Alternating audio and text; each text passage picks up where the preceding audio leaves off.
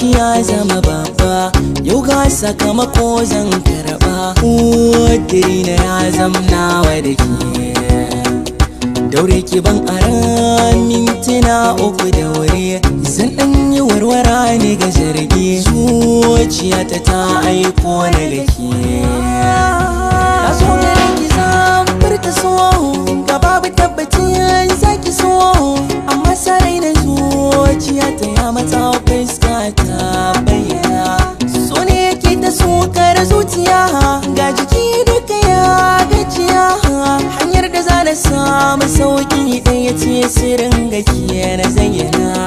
Gane gaban ki tauraruwa, samun haske cikin idanuwa, ko za na samu nutsuwar kwakwalwa, manufata na bayyana. Kina da duk zubin a soki ne, ba wai ziga nake ba haka ne, tun ba idan kika yi murmushi ba hankali na fita yake na tsoguna. Wanda abin da zan ta miki ra'ayi, tunda so an faɗa siyan saba a yi, fata guda nake abinda zuciya take ji take ma ta ayyana. Sarauniya mai mulki zuciya, sai na tana ki hankali ke kwanciya. So ya rufan ido ba na ganin sauran mata ko ina, haska ni kin ji tauraruwa, daure ni ma ki sani inuwa. Jijiyar ni daɗi na so zamar kauna sani na ɗanɗana. Jiki da zuciya naki ne, kwarai na kike biɗa zan baki ne.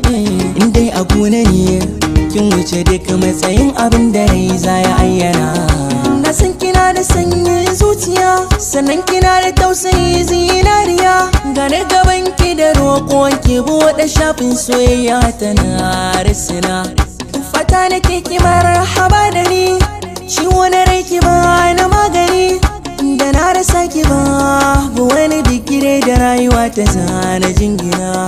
Ki gane ni ina ji da ke, gare ni babu tamkar yake. A zuciya in ba san ki ba babu kawanar wata ya da zana adana. Akan ki ne nake kula fici, na yarda zana ɓata lokaci, domin na saki yau farin ciki ko da nawa zana sallama.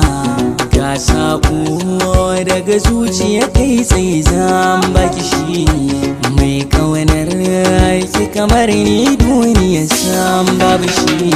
Ki yarda da ni ɗaya zaki so, ki tarbe ni gane na ƙara so. Tauraruwa sai ta hasken ke kai na ma haske ko ina tare da ke.